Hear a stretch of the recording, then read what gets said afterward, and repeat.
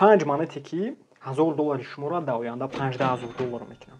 Ва ҳозир мо дар видео мегӯем ки кадом монетаро бихарен ва дар кадом рӯи ки дар оянда ай $1000, 5, 10 ё $20000 кор кунем. Ва пешакӣ мегӯем ки тавсияи сармоягузорӣ нест. И фақат мненияи май, фикри май, чизе ки ман мебинам, чизе ки ман мефаҳмам, ҳамуро мегӯм ва фикри хутон метавонед ки бинависен дар комментарӣ. Вақтҳои охир барои ринг крипто вақти соз нест. Агар ки нигоҳ кунем рӯи крипто бубле, ҳафтаи охирона нигоҳ кунем ки ҳама минусаи биткоин 11% ғалтид. Дар ҳолати биткоин 11% ғалтидан алткоинҳоро нигоҳ мекунем BC 17 ай 15% зиёд ғалтидаган ҳамашона. Охири моҳ ҳам нигоҳ кунем, ҳама графики сирх, ҳами вообще-то ҳами сол ҳама монету қариб ки сирха нигоҳ мекунем. Яда монет 1700% додагиай, дигарош 300, дига ҳама в общем барои криптовалюта вақти оқа хуби нест. Не ки ҷа чизи асосие ки ҳами вақтҳои қинида шумо бояд бихарен. Ҳами вақте ки нархҳо арзонанд, шумо ба скидка бояд бихарен. Ҳозир нигоҳ мекунем ки қариб бисёри криптовалютаҳо 70, 80, 90% ғалтидаган. Даже агар биткоинро бигирем, биткоин худаш ай минимальни пикаш қариб ки то нигоҳ мекунем 75-80% ғалтида буд. И шансае мо ба скидка мехарем криптовалютаҳоро ва дар ҳамин ҳолат мо метавонем ки сум кор кунем дар криптовалюта. Бисёри одамо хатогишонда чие ки крипто вақте ки боло дай баъд медоянд мехаранд. Ранге ки ман худам як вақто мекардам. Вақте ки нав сар карда будам, харидагӣ будам, минусда мерафтам фақат. Амира шумо бояд бифаҳмед, шумо бояд дар ин ҳолатҳое ки вақтҳои арзониам вақтҳоро бихарем. Ва нигоҳ мекунем монетаҳое гуфтем ки то 5 монет, и 5 монета ма рӯи версия худам гирифтагиам. Монетаҳое ки проектҳои бақват доранд. Рӯи технически анализ не, мо основном анализда бояд рӯи фундаментали анализ монетаҳоро нигоҳ кунем.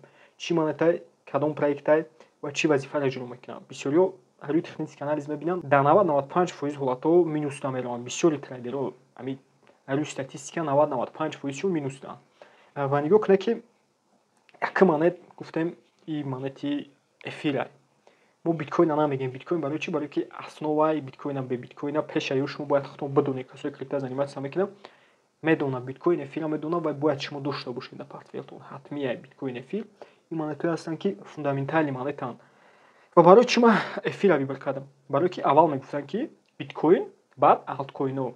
Ҳозир боша криптовалютада уже як уровни дига шидагай. Биткоинай, эфирай бо қатъи ё алткоинҳоай. Мақсад иддата яҷо меистанд, вест алткоинҳоя яс меистанд. Ай проекти эфир ҳама медонад гарини проекти бақватаи соли 2013 тарафи барномасози амрикоӣ ё ки канадагӣ Виталик Бутерин ки худаш Виталик и русай. Ҳами эфира чикадагия асли ватанаш Россия, яъне ки ҷои зисташ, ана да тарафҳои бигем Америкада хондагӣ уже барномасоз шидагия, ҳами эфир асос кардагия. Эфир вазифааш чия? Эфир я децентрализованӣ бигем ки платформаи барои сохтани ранги ҳами эфириумвори дига намуди бигем ки децентрализованӣ барномаҳо. Яъне ки метавонад любой барномаҳое ки дар дохили ҳами эфириуман, Matic, и Optimism, Arbitrum, проектҳои бақват бисёранд, Avalanche, ҳамаи меё дар дохили эфириум сохтагианд, яъне ки дар рӯи экосистемаи эфириум блокчейни первый уровень. Ва дар дохили бо якчанд блокчейнҳои дига ҳастанд, второй уровень, ранги на Matic неро гуфта. Ино ҳамашон дар дохили эфириум сохтагианд. Ва эфир вазифааш ҳамие ки дар дохили ба воситаи эфириум любой одам метавонад ки яъне ки криптовалютаи хеч асос кунад, децентрализованӣ криптовалюта ё ки бигем ки веб проектҳои хечон асос кунад дар дохили платформаи эфириум. Ва ҳамисоб эфириум нархаш агар ки бигирем дар вақташ копейк меистод, 0 цент буд. Ва ҳисоби бақват будани яъне ки разработчикаш Бутерин баъд проекташ ҳозир бинед ки нархи эфириум дар вақти пик шуда қариб $5000 шуда буд. Ай 0 бигем ки чи цент буд. Шумо вақте ки дар пештар мехариден, дар копейк мехариден, ҳозир $5000 як дона эфир шудагӣ буд вақти пик, дар вақти мефурӯхтен. Ҳозир боша айни ҳол $1600. Ва дар кадом ҳолат стоитаи харидан эфириума? Нигоҳ кунед ки ай вақти бадагиш эфириум қариб ки то ҳозира бигем 68-70% фаромадагия нарх ғалтидагия эфириума. Ва агар ки мо ҳозир бихарем дар ин момент, ма ҳисоб мекунем ки эфира дар дани момент харидан стоит, барои ки эфириум гуфтем ки қариб 60-70% ғалтӣ. Агар бози мо бихарем ва следующий пик вақте ки нарх боло меравад, дар уровни пешина меравад, аллакай мо қариб ҳозир ҳисоб мекунем 200%, яъне ки кор мекунем. И 2 баробар сума зиёд мекунем. Агар $1000 дахарем, $10,000 мекунем дар следующий пик, следующий бигем ки булранда. Ва якм уровне ки шумо метавонед бихаред, айрӯи DCA метавонед бихаред. Касое ки DCA намедонад, дар видеои оянда видео мекунем, мефаҳмонем стратегияи DCA. И стратегия ҳама бақувват, ҳама зур дар инвеститсия. Ва гуфтем якм уровень буд. Деюм уровне ки асосие ки ма мехарам, и уровни $1200, $1000-1200. Ва вақте ки шумо дар уровни $1000-1200 мехарем, уже ҷада иксош беҳтара, хубтара, чем уровни айни ҳол будаги мониҷа нигоҳ кунед ки қариб 400%. $1000 шумо бихарен, $4000 мешавад дар следующий булранг. Баъд уровни дигар, уровни примерно $600-700. Агар ки нарх фурӯя, шумо метавонед ки бихарен ва ҳар як уровне ки ишон додага, ишора кардага, шумо метавонед ки частично, мақсад як миқдори пул қатъи бихарен. Ва ҷо основном шумо бояд айрӯи чӣ нигоҳ кунед? Айрӯи money management, айрӯи risk management ва money management дар миқдори муайяни пул бихаред, ки мо дар бораи risk management, money management дар курс гуфтагем. Ман худам основном дар як монет ай 5-10% мехарам, монетои бақуввада ай 5-10% сума мехарам дар як монет. И монети бақуввате ки также метавонем мо барои долгосрочный портфел мо бихарем, и монети XRP аллакай ҳаматон медонед. И XRP монет пешай даже эфириум соз кардагиан, соли 2012 соз кардагиан XRP ва вазифаи асосии XRP и бигем ки як пулае ки барои истифода шидани ҳар корхонаҳо, яъне ки истифода баранд, ҳамчун бигем ки конкурент да системаи денежни переводо, яъне ки контакти золотаи корона ки сум перевод мекунанд, ҳамин XRP ба ҳамин мақсад соз кардагие ки яъне ки комиссияи кам мегира ва надёжне, моментально шумо сумароӣ мекунед, ай тамоми ҷаҳон метавонед сумтона бигиред. Нархаш я недавно хест, қариб $1 шуд, қариб 1 баробар хеста. Касое ки дар курс гуфтагӣ будем бихарен, бачаҳо харида буданд ва қариб 100% зиёд кардан капиталшон дар вақти, то есть ҳамон суми харидагишон дар вақти болоравӣ. Ва касое ки гӯш кардан, табрик мекунем, худтон медонед чӣ гап шидагӣ буд дар ин ҳолат. Ва уровне ки айни ҳол ман барои долгосрочный портфел нигоҳ мекунам, XRP и айни ҳола метавонед шумо бихаред, барои ки XRP мегӯем ки ҳама будущий XRP ай пешай, барои уже сека я бур чанд буре ки бридестай, яъне ки суча. Деюм уровнеш и уровни 3 метавона боша ва сеюм последний уровнеш уровни 0.2. Ва нигоҳ кунед ки шумо дар $1000 бихарен, агар дар ҳамин уровинои будагӣ $1000 шумо $8000 мешавад. Ва следующий булранг барои XRP и конечно ки иксои зурай метавонед также монета нигоҳ доред дар портфелтон. Ва ин монетаро ман нишон доистам ки монетое ки ман худам дорам дар портфелам дар кадом ҳолат мехарам шуд. Се монете ки нигоҳ мекунем барои долгосрочный портфел, и монети Solana. Монети Solana соли 2007 омадагиай ва вазифаш дар крипторинок и яъне ки бигем високоэффективни соз кардани барномаҳои, яъне ки DeF барномаҳое, барномаҳои бақуввати DeF ки DeF яъне маънои децентрализовании файнанс предложениёро дорад. Ва ай сабабе ки нархш боло рафтагӣ буд, нархш гарани боло рафтагӣ буд, $1 $250 рафтагӣ буд. Ино метавонед худтон дар график бинед.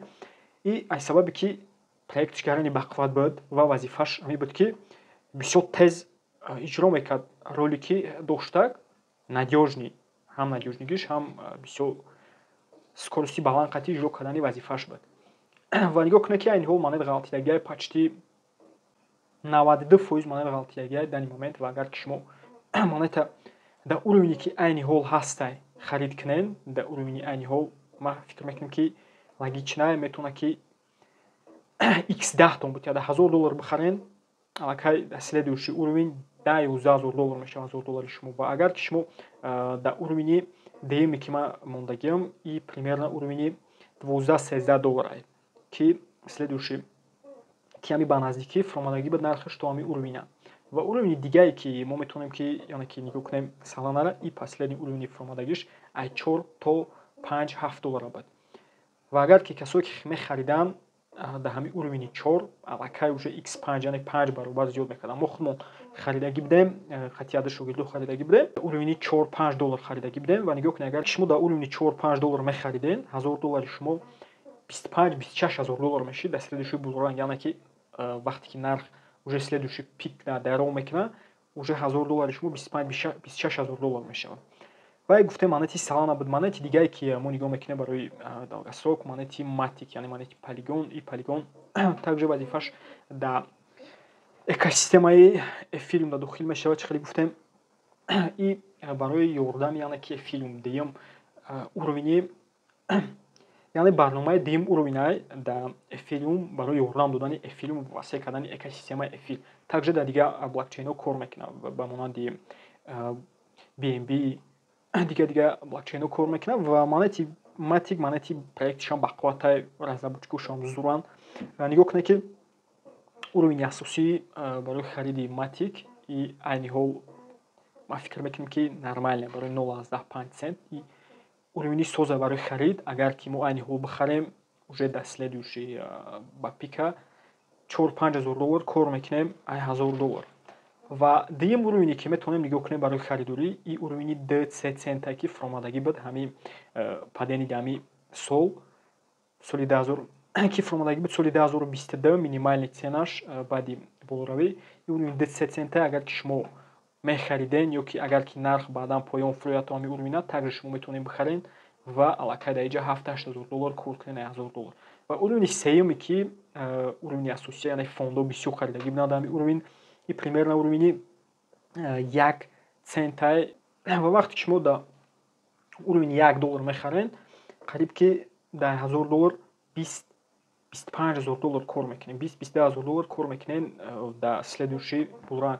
Ва дигар монетиҷа бисёр монетҳоро метавонем дохил кунем, некем я монете ки проекти бисёр зура, проекти замини ҳаматон медонем, монети Tona, яъне ки монети Telegram и ай тарафи Павел Дуров соз кардаги соли 2018, якм номаш дига буд, мехостанд ки номаша гейми монанд, некем бо ҳамиҷа сек меброя, иҷозатшон наметия, лицензия наметия, в общем корошон ҷазир мешава. Баъдан номи монета мегиранд, монети Ton мекунанд ва соли 2020 уже монет гем ки официально меброяд дар биржо.